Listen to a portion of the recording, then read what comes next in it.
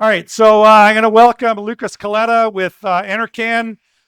Lucas and I have had a number of conversations, and we pulled together a little group of FenCan members to talk about fenestration when it's used within a wildfire interface location. So he's going to share what we've been talking about and hopefully a little more about what NRCAN might do. All right, Lucas, go ahead. Hello. Thanks, Terry. Thanks, everyone. Good afternoon. My name is Lucas Coletta. I'm from Natural Resources Canada with the Government of Canada. The team that I work for is called the Local Energy Efficiency Partnerships Team. And so our job is to engage directly with the housing industry and the different facets of that housing industry to come up with innovations to satisfy the emerging trends in the market, whether we're moving toward energy efficiency, decarbonization, and in this case, increased resilience. There's a lot of work to be done to engage with stakeholders like yourselves to make sure we get the products, the standards, the tests right, and so that way we can have a nice smooth rollout for the Canadian home building industry. My background is in civil engineering, focus on housing, specifically sustainable housing, looking at affordability and costs and really trying to understand what are the pain points of manufacturers and builders and contractors and policymakers when we think about how do we advance housing to deal with all the problems that we're facing right now in the market. And so today I want to talk to you a little bit about wildfire resilient housing. It's something that we're paying more and more attention to as a federal government, as a country. You know, if you're from parts of Canada that experience drought or experience wildfires, or you've had smoke out your front door one summer, this is what we're talking about, and this is what we're trying to tackle. So over the last, just last year alone, we saw an incredible amount of damage as a result of climate hazards. So in 2024, in August, we had the Calgary hailstorm. That was $2.8 billion in insurable losses. The floods in Ontario, another $2.5 billion. The wildfire in Jasper, 1.3. And this is just insurable losses, never mind the economic impacts or some of the soft costs that aren't quite accounted for. And so it has policymakers, insurers, homeowners, regular people like you and I asking ourselves, how can we better protect our investments in housing? It's probably the biggest asset that we spend our money on in our entire lifetime. And the cost of it is only going up, whether it's on the utility side, the insurance side, the capital cost of doing anything or purchasing a house, constructing it, it's all continuing to go up. And yet we're seeing houses be completely leveled and damaged and destroyed. And so we're at a point in time where we just can't afford to sit back and do nothing. Every day, every building code cycle that we don't address the challenges of resiliency, we're going to continue to see the affordability crisis continue to get worse. This is just a quick chart from the Insurance Bureau of Canada showing the exponential almost increase in catastrophic losses in the country. Everything from ice storms to floods to wildfires, hailstorms. Last year, the year before that, we're seeing a trend where the cost of insurable losses is continuing to increase. Wildfire events specifically, Lytton in British Columbia in June of 2022, 100 homes were destroyed in 1 hour, 100 homes were lost. West Kelowna, another 100 homes. Denair Beach this year, 200. Conception Bay, Newfoundland, another 200. And so, we need to do something about this. I've had the privilege of visiting a few of these places directly after the wildfires have happened, and doing some research and investigative work to better understand how wildfires interact with the built environment. What can we do to build houses and landscape our properties and protect our communities in a way that makes them more resilient to wildfires? So the Wildland Urban Interface, you've probably heard this term before, the WUI. It essentially describes where the wildland, the forest, the fuels that are green and organic and in abundance meet with the built environment. There is, what we can consider almost a physical interface where the forest meets the community or the built environment. And there's a lot of things in between. It's not just necessarily black and white. There's a lot of gray area in between that interface. And it's not just a matter of, if I live on the other side of that road, I'm safe. We know from many, many wildfire events that embers can travel 3, 4, 5 kilometers in the air with enough energy to ignite a flammable surface or flammable substance. So what we need to do, we're going to continue to, we have many people who live in the wildland-urban interface.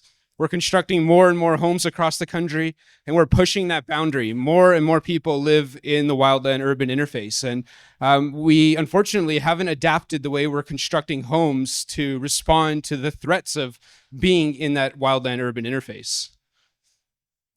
Lots of words here on the screen, but I'm going to sum it up for you. Wildfire is a natural part of our boreal forests and of the ecology.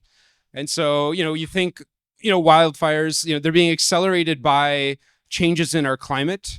However, they're natural, and it's up to us to learn how to live with them. And so there's return intervals. We know, looking back in history, that wildfires occur in areas in parts of Canada on 100, 200, 300 year, or sometimes even less cycles. And so as a builder or designer, if we're going to put a house in an area that we know for sure has burned in the past and almost for sure is going to burn in the future, we don't know when, but it's going to happen. It's on us to start building, to think about how we can construct homes that are going to last those 50, that 100, maybe even that 200 years. Like I said earlier, buildings are the largest investment that we'll ever make. Imagine 5, 10, 20 years that building gets destroyed by a wildfire. That's not the outcome we're intending for the homeowner, as a builder, for a community, as taxpayers, as insurance payers. This is costing us all money. If we view this from the building perspective, the risk of the building burning essentially is almost 100%. If we're in the wildland-urban interface, if we know that the forest is going to burn on a certain cycle, we have a responsibility to understand the risks that our buildings are facing. It's like building in BC and, omitting earthquakes or earthquake design. It's a risk that we have to address head on. And so the challenge is that when we're building and when we're thinking about codes and we're making our design choices, we're often thinking in 5 to 10 year increments. And what we really need to do is think about it in 50 or 100 year increments, and not necessarily pass the hot potato or pass the buck to the next homeowner. We need to find a way to pull together different financial mechanisms, different innovations to construct affordable homes that are going to continue to be affordable in the face of climate changes and climate hazards. This is a picture from Paradise, California. As you can see, wildfires cause just total destruction. If anyone has ever been to somewhere where a house has been destroyed by a fire, it is a very sobering image. There is almost nothing left in the path of fires. And but the good news, as you're seeing on the screen here, is there's 2 homes still standing. And it's not often just by complete sheer luck. There are things that we can do to significantly increase the likelihood of our structures being saved. Or protecting them. Some of it comes down to the landscaping, some of it comes down to the roofing material we're choosing, the siding material, where we're using wood. There's a number of factors, and more research is going into Canadian wildfire events to better understand how we can make those changes. And we're learning from California, we're learning from Australia, and we're putting our own Canadian spin on a lot of these as well. But all with the goal of trying to get to a place where we can be reasonably sure that we can protect homes in the face of a fire. These are some photos from Jasper. Myself and a team of housing researchers and wildfire researchers visited Jasper just after the wildfire to better understand how homes were impacted, how different housing designs and forms and materials responded under the stresses of wildfire. What happened when an ember landed on someone's roof or landed in their mulch bed? How did that travel from the mulch bed up the lattice onto the deck to the vinyl siding and up to the window, and then follow that all the way up the siding to the soffit and then into the attic? There's always clues that wildfires give us as to how they've interacted with each of these homes. And so we went to Jasper to try to better understand, put the pieces together as to what can we do to achieve the maximum amount of risk reduction. We're not trying to build fireproof homes. That's just, it almost can't be done. If a fire is big enough and strong enough and fierce enough, it will take down anything in its path. but we can significantly reduce the risk of damage occurring to one house or even to like a whole community of houses. And we're seeing that time and time again with all of these wildfire events. Fort McMurray, Lytton, Jasper, West Kelowna, out east this summer, and in Manitoba. A lot of it comes back to the way people are landscaping their homes, putting a conifer, like a cedar hedge right up against your house underneath your soffit, may not be the best idea if you're in a drought climate or if you're in a high wildfire risk area. Similarly, picking maybe vinyl siding or, having a large exposed wooden deck, cedar shake roofs. All these things came together to create what we called an urban conflagration event in Jasper. And so what happened was one home caught fire, and then the neighbor caught fire, and then the neighbor caught fire, and there was no way to stop this. Firefighting crews got overwhelmed extremely, extremely quickly.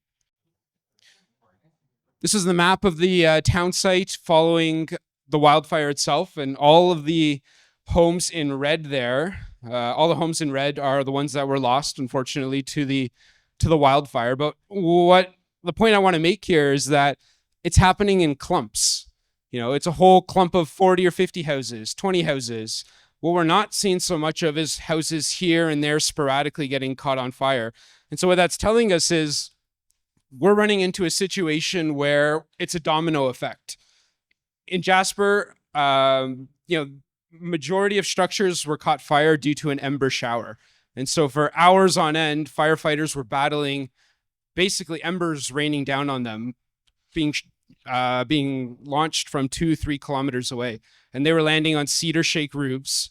And because it was so dry and the roofs were old and, there's just all the conditions were right for the wildfire to take off, these houses would catch fire from the embers, and firefighting crews had, they would give it maybe 30 seconds. They would respond, see the fire start. If within 30 seconds they couldn't put that fire out, they were on to the next one.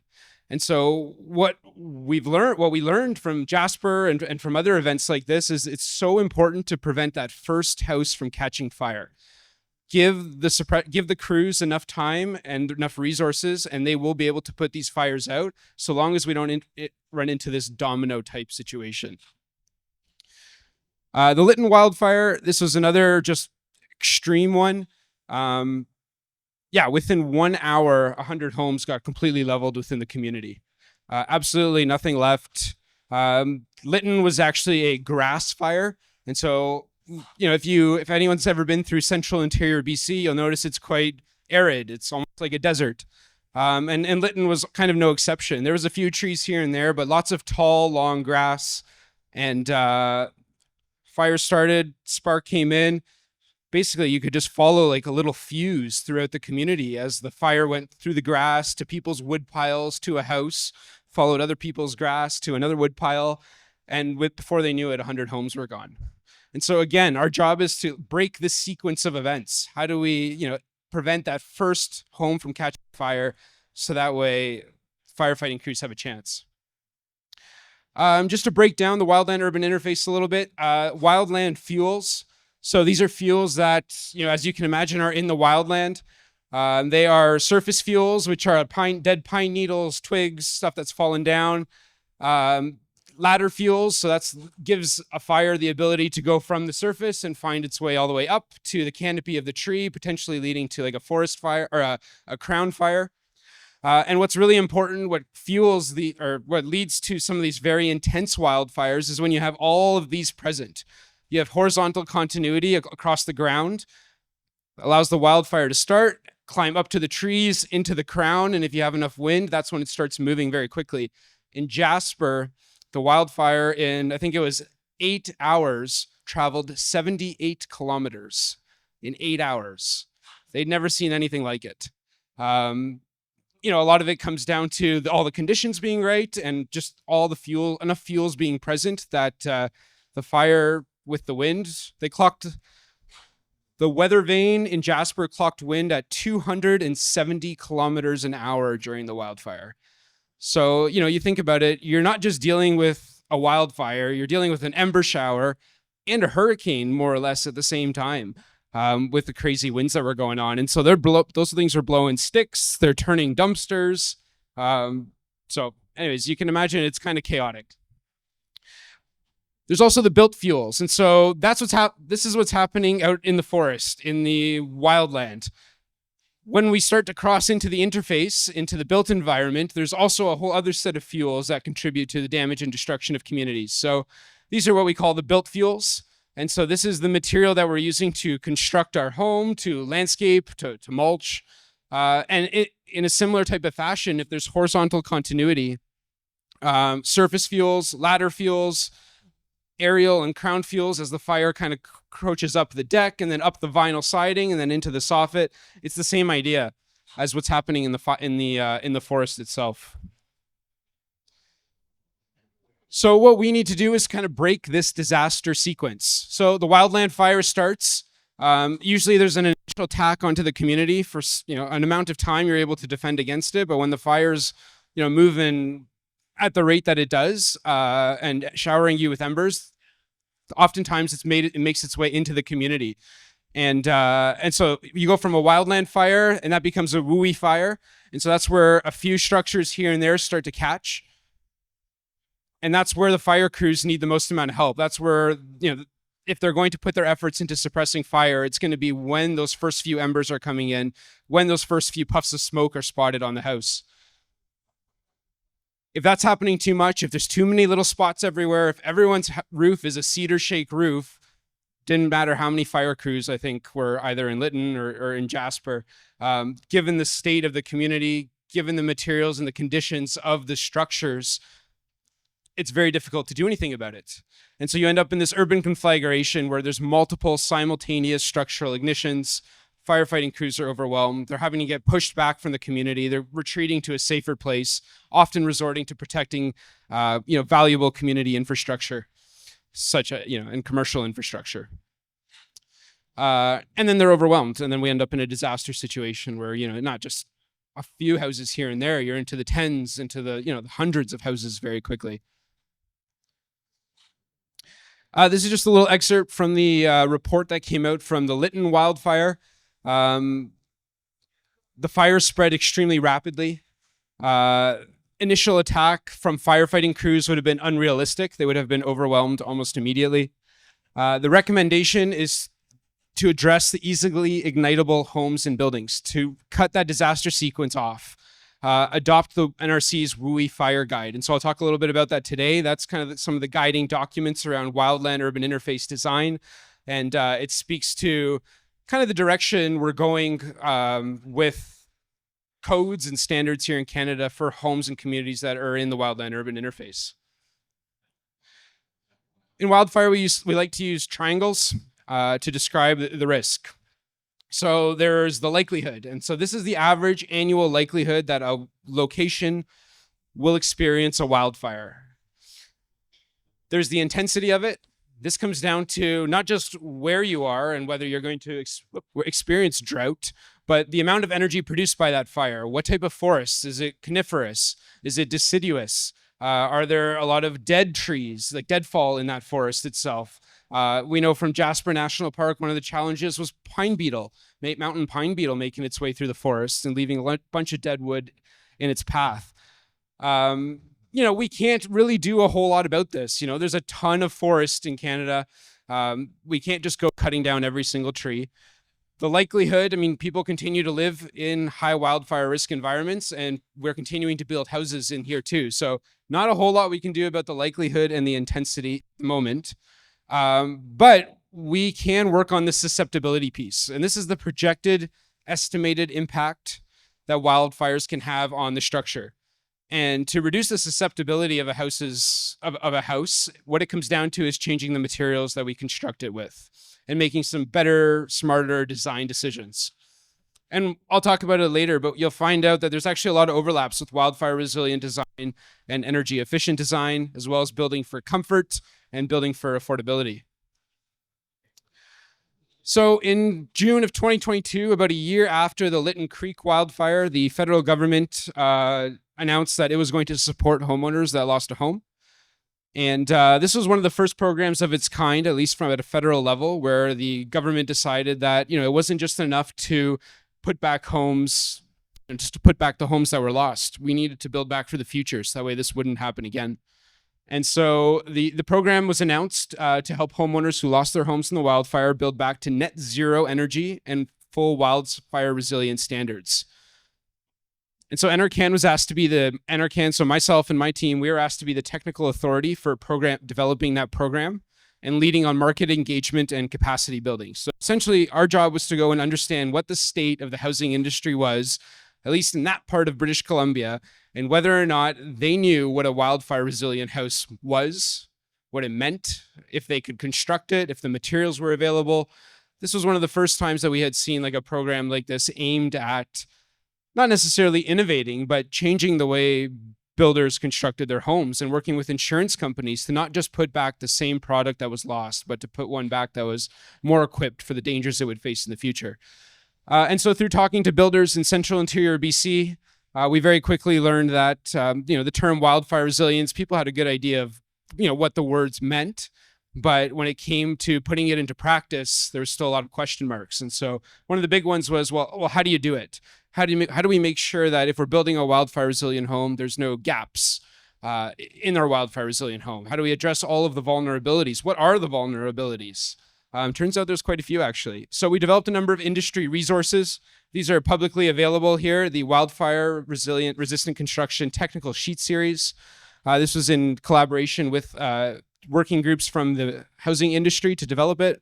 We've done a number of tests as well, looking at wall assemblies and soffits, trying to understand how different wildfire type loads or scenarios can affect different materials and different housing designs.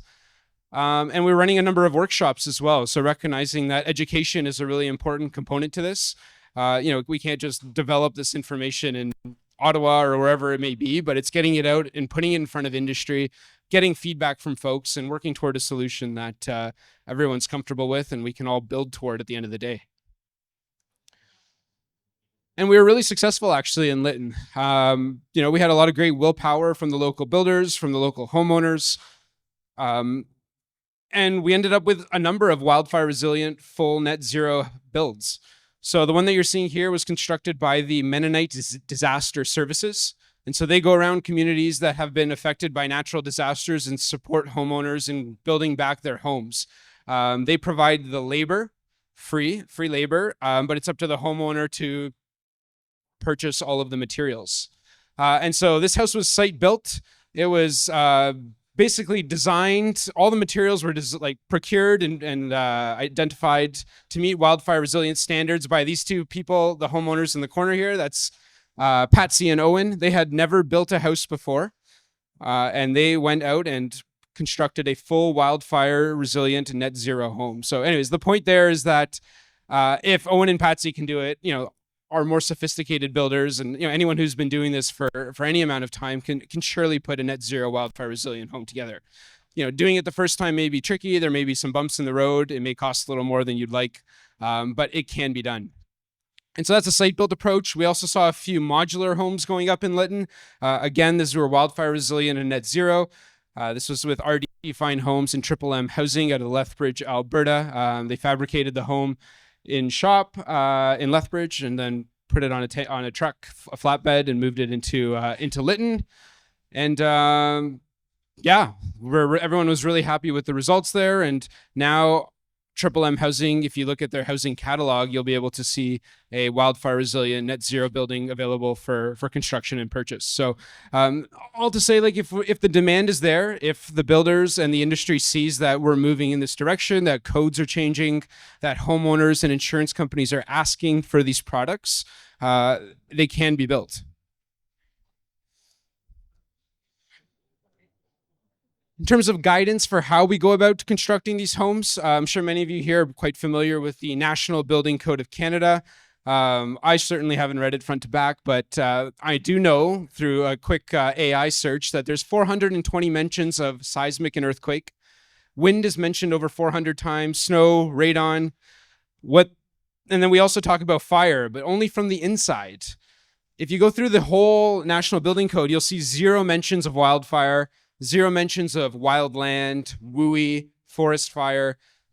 And really what that tells us is for a long time, we've been thinking about fires that start inside the building and wanting to prevent that fire from reaching a neighboring building.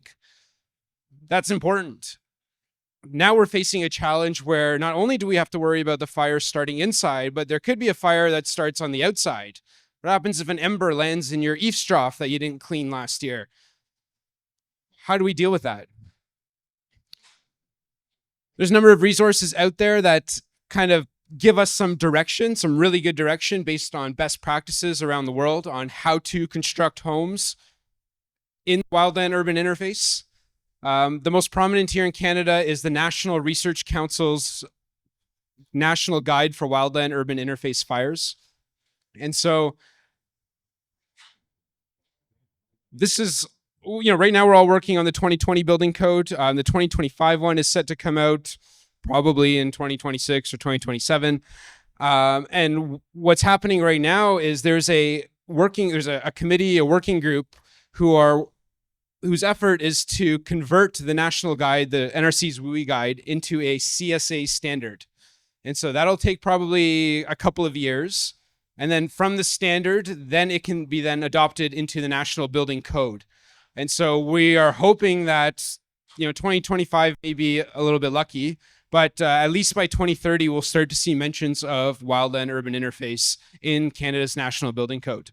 And, we want to make sure we get that right. We want to make sure provinces and municipalities can adopt it, that the industry has access to the right materials and testing and standards, so that way it can be immediately implemented.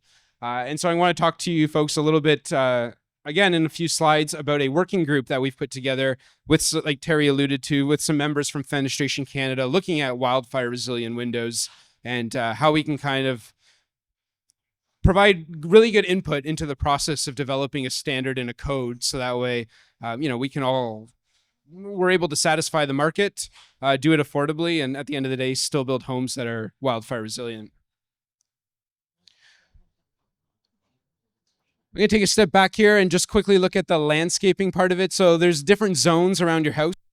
We have the immediate zone, which is the 0 to 1.5 meters. This is like the most vulnerable part of the house when you're talking about wildfires. This is where you typically would put your mulch. It's where you plant your seed or shrub. We have a nice big deck usually attached to the house. We have fences maybe that go right up against our home, railings. This is the area that we want to ensure that there's zero combustible fuels. Because when an ember is traveling 2 kilometers and it hits the side of your wall and falls straight down into your mulch pile, that mulch is going to catch fire. That's going to be a little fuse as it goes up the siding, into the soffit, into the attic. So we want to basically eliminate all of the pathways for fire to spread to our structure, and that starts with the outside. In terms of the enclosures, so this is the other half of it. I'd say 50% of wildfire risk mitigation happens on the landscaping. The other half happens on the structure itself. A number of vulnerabilities exist. If you kind of imagine yourself as an ember traveling through the air, think of all the places on a house that you could ignite. It could be in the eavestrough, where there's organic material that hasn't been cleaned out from the years past. It could be through a vent on the roof or on the gable. In Jasper, we saw embers that had traveled through the gable end vent and landed into the attic in the insulation, because the screening on the vent was large enough to allow an ember through. And I'll talk about the maximum screening size, aperture size that we're recommending, because embers they find their way into the weakest link of the house. What else? Soffits are extremely weak point. They kind of create a vortex. If fires are running up the side of your wall, they'd like to get pulled into the attic, where it creates this huge vacuum inferno effect. Operable windows, and you guys are probably pretty interested in the windows and in the doors conversation here. But when windows get hot enough, they tend to crack. When frames get hot enough, they tend to melt and distort. And at the end of the day, what we care most about is maintaining that physical barrier between the fire and the inside of the house.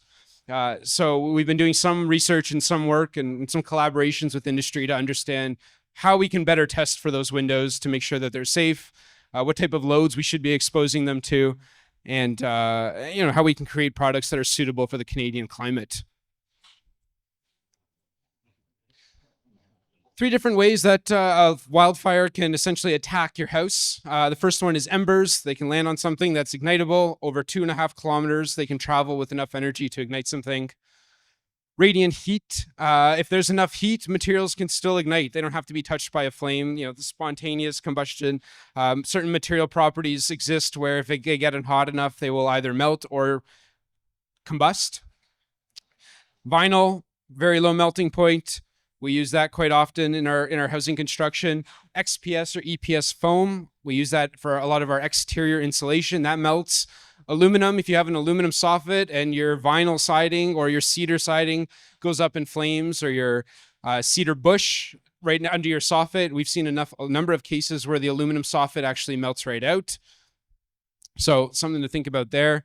And then the last one, the obvious one, is the direct flame contact. When a flammable surface comes into contact with the flame, it can place significant stress on the envelope of the house. So our job as building designers, as product manufacturers, policymakers, folks who influence codes, standards, is to come up with materials and designs that can defend against these three methods of attack. And so what we've talked about with the industry quite often in these workshops that we're running, as we develop our technical materials, we're introducing this idea of a wildfire resistant barrier. So if you think of when you're constructing your house, you want to make sure that it's airtight. And so we do this thing called an air barrier. We want to make sure there's an airtightness test. And essentially it's a barrier, it's a layer of material or multiple materials that go around the entire exterior of the home to protect all of the combustible elements of it. So what we're calling a wildfire resistant barrier must be continuous, it must be non-combustible, and it must protect all of the combustible elements of the building. And I'll get into exactly how we can achieve that. So the best practices for the wildfire resilient housing, how to go about implementing that wildfire resilient barrier. You can find that in the Fire Smart Residential Development Guide.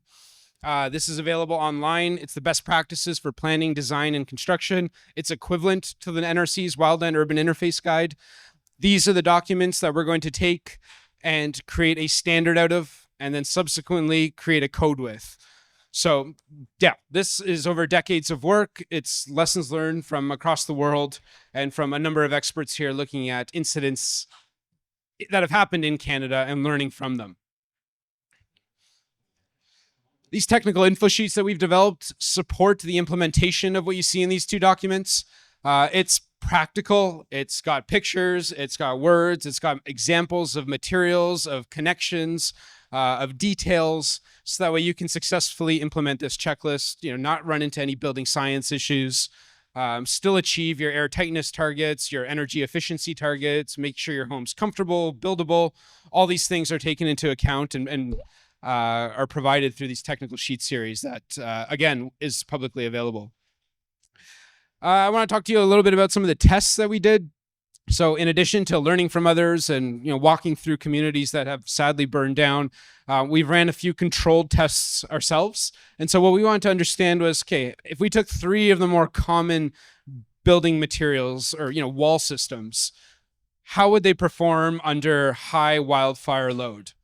And so what you see in the middle here, this little wood crib at the base of the middle wall, that is a carefully calibrated crib of wood, and it exerts a certain amount of energy that can replicate a high intensity wildfire, basically like a fence or a shrub or a deck burning at the base of your house. And it comes from the Australia bushfire standard.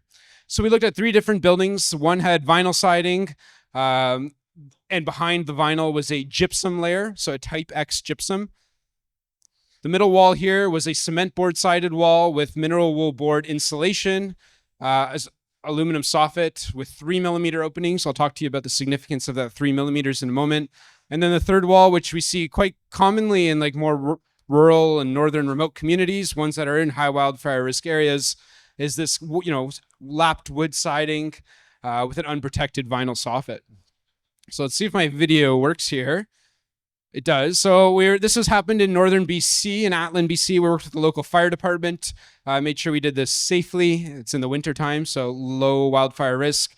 This is the vinyl wall. It went up super, super fast, like in a few minutes, toxic fumes spewing everywhere. You can see the vinyl soffit bagging out really quickly on the wood wall as well. Again, this one caught extremely fast, and we built it really, really well. No gaps in the laps between the wood panels themselves. And this one here is the fiber cement board, so hardy board in this case.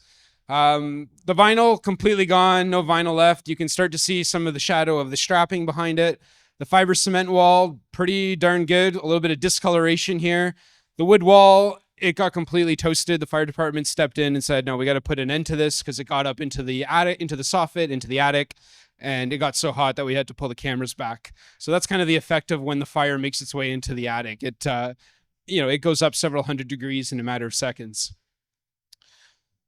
So the wall with the wood siding, it got so hot that it melted out our aluminum soffit. It got above that 660 degree temperature mark. Like I said, the fire department stepped in. We didn't actually get to finish the whole test because it got a little too out of control. It got really hot. Yeah, just another image of it. This is the vinyl wall here. So you can see within, just as soon as the crib got ignited here, the vinyl starts to melt out, both on the siding as well as the soffit there. But on this wall, what we did was we put a Type X gypsum board behind it. And as you can see, the drywall actually performed as almost a sacrificial layer, where the strapping's gone, the drywall's not usable, but underneath it, the OSB is almost untouched. And peeling that back to the framing and to some of your more control barriers. When we talk about resilience, it's not just, is the house still standing, but is it livable, or how much does it cost to bring it up to a livable standard again? And so, when you don't have to redo the whole wall assembly, when your framing and some of the more expensive parts of the wall are still intact, this is a pretty good step toward resilience. A step even further toward resilience is looking at the cement board wall. The hardy board here was, again, like just about untouched. If you look really closely, you can see a little bit of cracking in the middle. We think that's just a thermal stress, cold outside, really hot from the fire, cement kind of moves and so it breaks. Some discoloring around the edges there. And then when you peel back the siding, a little bit of charring on the mineral wool in the middle there. Same with the strapping, but the fire actually never caught the siding. It never climbed up the wall. There's many, many pieces of the mineral wool insulation that are still usable, still intact. And so again, thinking about resiliency, this wall is even better off than the vinyl wall. We also ran a test looking at the size of the openings in our soffit. Is there a difference between a 12 millimeter or a 5 millimeter or a 3 millimeter? In this case, we were looking at an 1/8 of an inch versus a quarter, so 3 millimeters versus 6 millimeters. And it turns out that 3 millimeters is actually a really important number in wildfire design. So we looked at two different soffits with different aperture sizes, the same soffit, same material with different hole sizes. Exposed it to a very similar test where we put a calibrated crib right under it, burnt the heck out of it. And you can see here on the right-hand side is that 1/4 inch opening, and you can see the framing under the side of the soffit is charred. On the left side, the 3 millimeter opening, no damage at all. And so what that's telling us is the larger hole size is allowing the heat, like a heat flux, to pass through it and damage the underside of that structure. And with enough heat continuing to stress it, it could potentially ignite as well. But, if we were to keep our opening size small enough, we're restricting the amount of air that can pass through the soffit, restricting the amount of hot air that's touching our combustible elements of the soffit, and therefore, having a better chance to protect it. The 3 millimeters also comes into play when we're talking about embers. It's found that embers that are 3 millimeters or smaller do not carry enough energy with them to ignite a flammable surface. So if on all of our openings within the envelope itself, if we can put non-combustible mesh that is 3 millimeters or smaller in opening, then we can prevent embers from getting into those unwanted places as well. This is just a quick, this is a demonstration wall that we wheel around with us to the workshops that we've been running across Western Canada. It demonstrates all the different control layers that go into constructing a wildfire resilient, and in this case, a quite energy efficient wall assembly. Starting with our non-combustible cladding on the outside, putting a mineral wool insulation on the back. More and more jurisdictions are requiring enhanced energy efficiency performance. And so we're seeing a lot more builders gravitate toward exterior insulation approaches. And when you're in a wildfire risk area, you want to be spending a little bit extra and putting in that that mineral wool board, because it's not going to melt under high heat the same way foam would. Again, you want to extend your cladding from the foundation right to the underside of the roof, ensuring that continuous wildfire resistant barrier. Want to make sure there's no gaps larger than 3 millimeters.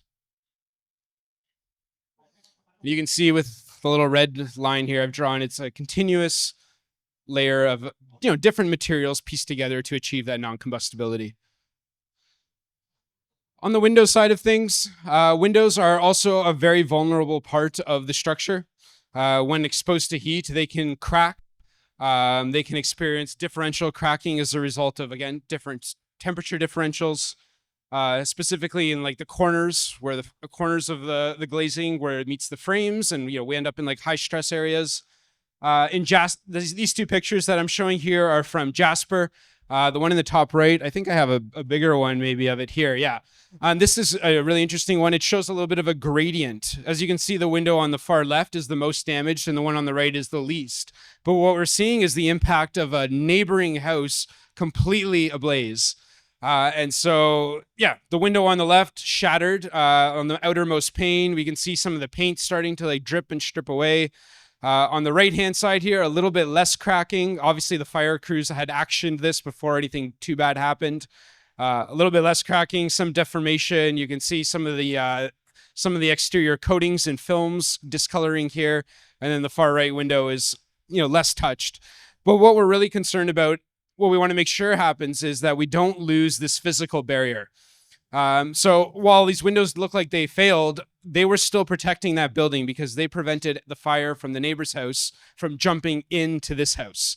They kept that physical barrier, that wildfire resistant barrier, held its ground and prevented embers or flames or anything from getting into all of the combustible stuff that we keep in our houses. Let me just go back to this one here. This was a basement window. You can see the frame itself, when we're building with vinyl frames, even some of the PVC that we're using, we see it start to melt and deform at high temperatures. And when it's melting, deforming, it's not necessarily holding our glazing in place anymore. There's a chance for that pane of glass to fall out and you lose your barrier. Windborne debris, I mentioned that, sometimes you're battling a hurricane and a fire at the same time. If stuff's blowing around, very easy for a twig or who knows what to run into your window and to break it. And so what we're seeing in places like California is an emphasis on windows now. They have created a standard and actually introduced it into their building code that says you need to have certain requirements in your windows if you're in a wildland urban interface. And one of their big recommendations is putting a tempered pane of glass on the interior-most layer of glazing of your house. So acting as that final last line of defense if something were to happen. You want to protect that tempered pane of glass. And so if your other glass fails due to heat, or if it falls out, or if it gets broken, you have your strongest layer on the inside. There hasn't been many, that we've seen some tests. We haven't seen too many real world examples of how that performs. And so that's what we're trying to figure out here in Canada is it as simple as just adopting what California has done? Do we need to think about it differently? Does our industry require different testing standards, materials? And that's something we're working on. A couple other examples here. You can see the frame starting to distort and melt here. Luckily, it didn't cause any further damage. Again, here at the base, you can see a little bit of expanding of the sealant and whatnot in between the glazing units. And so this is all stuff, while it's not causing catastrophic loss, it's something we need to, pay attention to and explore if it's a vulnerability, if it's something we need to address, or, if that's something that can just be easily fixed. I don't think that one can, but yeah, I've talked about this already. So SFM 127A2 is the testing that California is doing. We've done some preliminary testing with RDH Building Sciences out in British Columbia. Just looking at a few different window units and trying to understand how they perform against this standard. We're noticing that not a lot of windows, not that we've tested many, but the few that we have do not meet this test. They often fail in 5 or 10 minutes. The glazing starts to crack. You can start to see some deformation, like expansions going on, or the frame itself just completely gives way. And so we've, like Terry mentioned, there's a working group with Fenestration Canada members. We've come together. We've had a few meetings so far just to discuss wildfire resilient windows, talk about what NRCAN and the federal government is doing in this space. What does the journey look like to getting from our wildland urban interface guide to a standard and then to a code? This test, it's designed in such a way that we built this little apparatus. We hang the window in it, kind of mimicking a wall assembly, and then put a fire load directly underneath it. It's kind of like a propane burner almost, and we expose it to a certain amount of heat for a certain amount of time, and the unit itself should be able to withstand that heat without any visible damages, continue to be load bearing, and a few other requirements as well. This is what it looks like. Something for us to think about here in Canada is our capacity to do these tests. This kind of happened as a little bit of an ad hoc makeshift testing facility that we created for some of our educational material. But when we think about standards and ensuring that your products can meet, can satisfy different tests and requirements, there isn't a lot of testing capacity in the country at the moment. I think there's a facility maybe somewhere out in BC that we heard one of the manufacturers talk to us about. I know the NRC here in Ottawa has a facility as well. But when we think about bringing this technology en masse to the market, we're going to need a lot more testing capacity as well. Another example of what some of the windows look like after we did the tests on them. So completely charred. And, the question is that a realistic test? Are homes, are windows being exposed to this type of load? We don't know. This is what California is using. This is kind of the best in class so far, but it's up to us to do a little bit of due diligence and figure out if that makes sense for us here in Canada. A few more pictures looking at some of the impact on the fiberglass frames there. So yeah, getting really, really hot. Exposing it to a lot of stress. I know a few of you here have probably worked on the wildfire or the fire code, looking at windows to protect fire that's moving from the inside to the outside or to a neighbor's house. So, I think there's a lot of learnings that can be applied from those testing and standards and the year's worth of consultations that have happened there. So our recommendation is multi-pane glazing with at least one tempered glass. We'd like it to be on the interior, and so that's for all exterior windows and doors. Ignition-resistant frames for windows and doors to reduce the vulnerability of something combusting. We see a lot of wood-framed windows as you go to some of these more alpine communities like Jasper. Ensuring exterior doors have a non-combustible outer layer. So, a metal door, like a metal skin door is perfectly fine. A door slab having a minimum of 20-minute fire resistance rating. We don't see as many of those in commercial available. We see them a lot more on the commercial side of things, far less on the residential Part 9 market. But they exist, and so we're hoping to get a few more of them out into the world now. So the working group, we had a few meetings over the spring, summer, 14 different companies represented at one of our meetings. That was our peak. If anyone would like to join, please come speak to me after this. We'd love to have your input represented in this working group. Really, our purpose is to support the integration of wildfire resilience into Canada's building codes. We know this is something that is important. We know it's coming down the pipe. We've learned from past building codes that when we don't all work through some of the challenges together, we end up at odds when it comes time to adopt some of these codes or put them into standards. And so I think all of us coming together to talk through what makes sense, what doesn't make sense, and when that proposed code change does come forward, we're all in the know. We all understand what's going to work, what's not going to work. We've all had a chance to voice our opinions and land on a standard that works here in Canada. And so that's really important. And we want to learn from other jurisdictions. Some of you folks have worked in south of the border or in other parts of the world that are dealing with wildfires, that's really valuable knowledge. We want to identify what type of domestic testing capacity we have. So as we think about creating standards and codes, like I said, is it a prescriptive path? Is it a performance requirement? What type of testing do we need, or are we going to ask manufacturers or industry to do, if any? All these questions still need to be answered. And then we want to consider the other national building code requirements. So it's not just about fire. There's hail requirements in some areas. We're going to see high wind, energy efficiency, interior fires. And so what we don't want to run into is a situation where we create a standard for wildfire and it contradicts with one of our other standards, or it makes it impossibly difficult to meet an energy efficiency standard because we did wildfire or whatever it may be. So just kind of putting all the pieces together so that way we're going into these challenging discussions, usually eyes wide open. This is a summary of the wildfire resistant barrier measures. Most of it is just swapping materials, swapping out what you typically, your typical combustible material with a non-combustible one. And so you want to do that for your roofs. Our roofing material, our typical asphalt roofs are Class A rated. So you don't need anything special. An asphalt roof and a metal steel roof have the same type of wildfire resilience. Our soffit, fascia, and roof projections, we want to make sure they're non-combustible. Gutters, downspout, flashing, openings, any sort of penetration we have in the envelope, anywhere an ember can land or touch has to be non-combustible.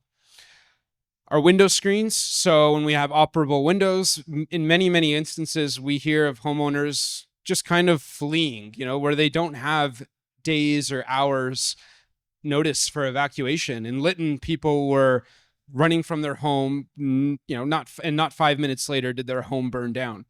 And so in these situations, if someone has a window open, having a non-combustible screen there could be the difference between maintaining and losing your wildfire resistant barrier.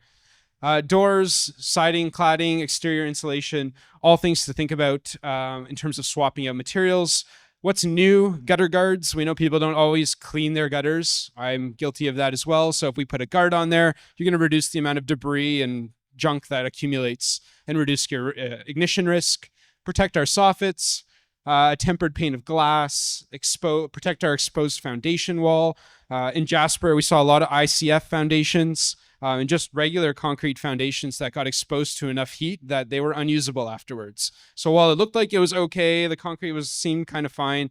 If you dug a little deeper and looked behind on the inside, you would see a crazy amount of spalling.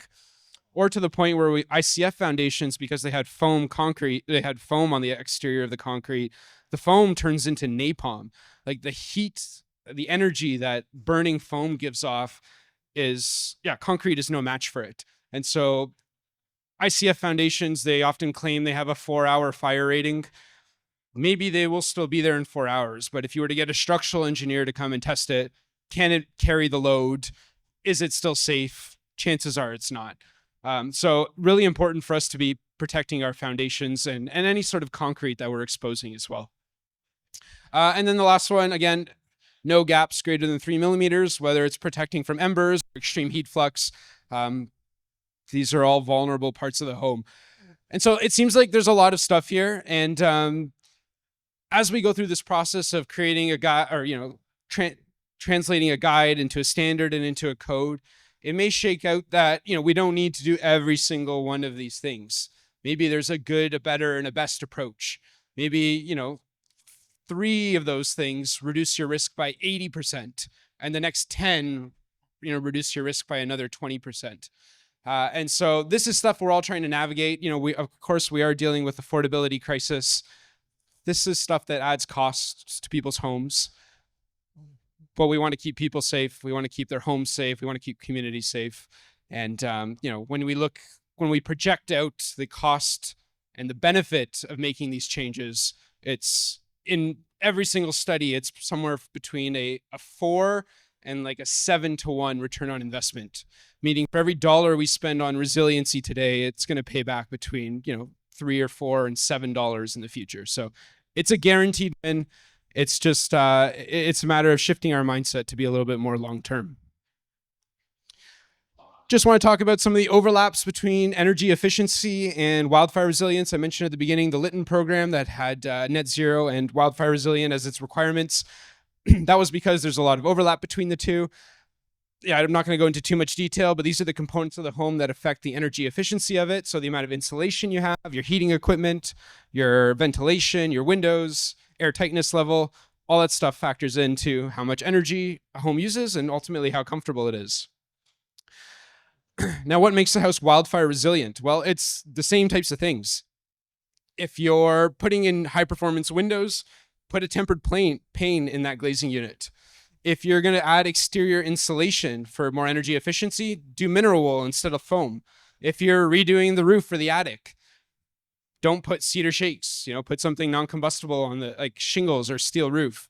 If you're putting in ventilation equipment, think about a unit that has a charcoal filter on it to protect you from some of the smoke. And so, yeah, lots of design overlaps. There's also lots of cost overlaps as well. Wildfire resilience and net zero aren't two independent line items. There's actually a lot of stuff that kind of crosses into both categories. And we're trying to better understand what the cost of all this stuff actually is. So we're working with builders in different regions across the country to cost out material and labor for two different specifications. So we're looking at a code minimum. So just business as usual. What does it cost? And then we're looking at two different upgrades. So the wildfire resilience, so doing all of those measures that I showed you on the list a moment ago, and then doing net zero.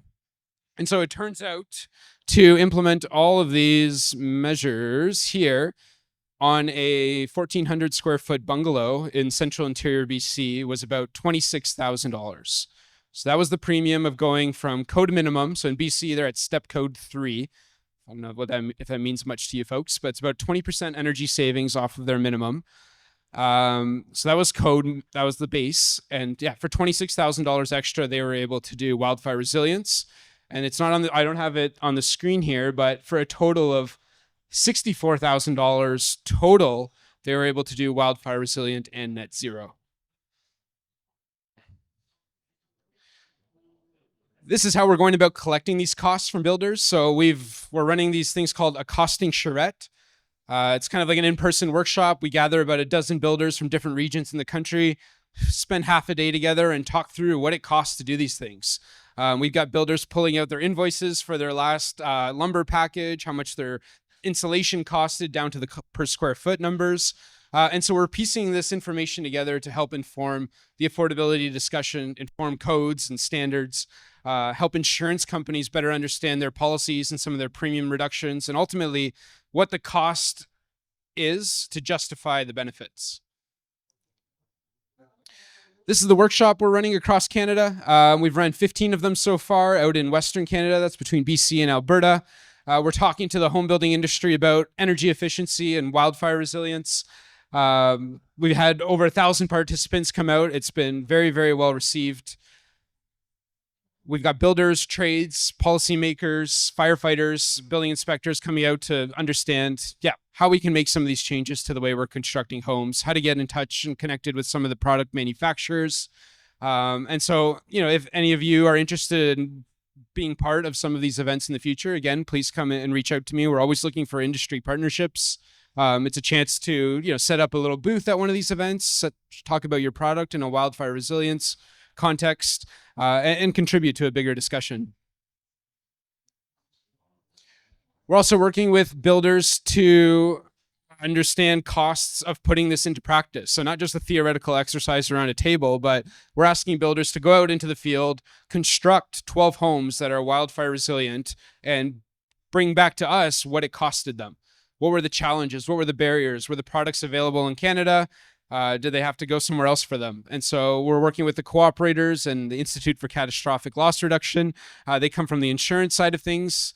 They've put forward some money in the form of a grant to support some of our field trials. Hardy and Rockwell are also contributing some products. And so again, as we look to roll out more of these field trials, if there's manufacturers in the room here that are interested in being part of this, we'd love to have you join us on the window side of things. We're recognizing it's a missing component in the wildfire resilience recipe, and we're trying to engage more and more of the window industry. Just some quick notes coming out of Jasper. So I mentioned we got to go there right after the wildfire. We looked at some of the housing we looked at the housing essentially. For 3 days, we walked around town and looked at the side, looked at melted aluminum, we looked at concrete, whatever it was, just to better understand what were the themes, what were the patterns, what can we do next time to prevent this. So don't worry about reading this too much, but we spent 3 days in Jasper. We had a research team. We engaged with local stakeholders. So that was the Jasper Fire Chief, the Director of Urban Planning, Parks Canada, as well as other housing people.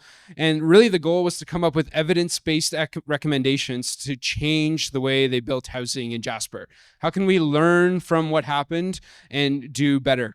And so we proposed a number of changes as our team of researchers to the municipality of Jasper and Parks Canada, and some of them were actually accepted. And so now houses that are being rebuilt in Jasper will now adhere to new wildfire resilient housing requirements. And so that's one of the first times this has happened in Canada. We're hoping to build off of that momentum. And so now we're seeing places like the Bow Valley, like Canmore, Banff, areas like that, also looking at adopting some of these wildfire resilience requirements into some of their local legislation.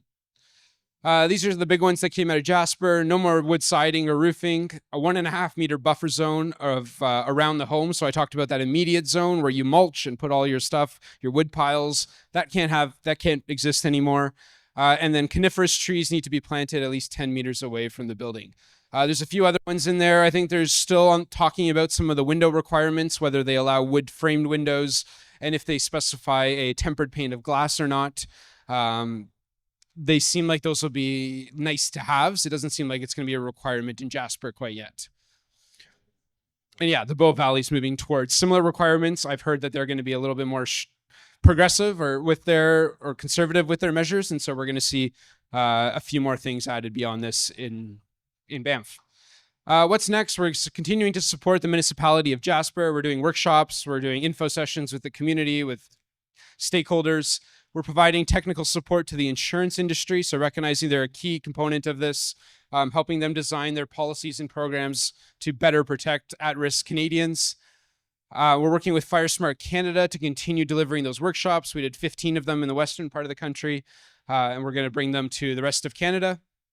So look out for one of those in your region. And then we're continuing to partner with industry, so home hardware in this case, trying to bring wildfire resilient materials and housing products into the hardware store where not just professionals, but homeowners can access them. And if you're looking to retrofit or renovate your house, then you can make some changes there.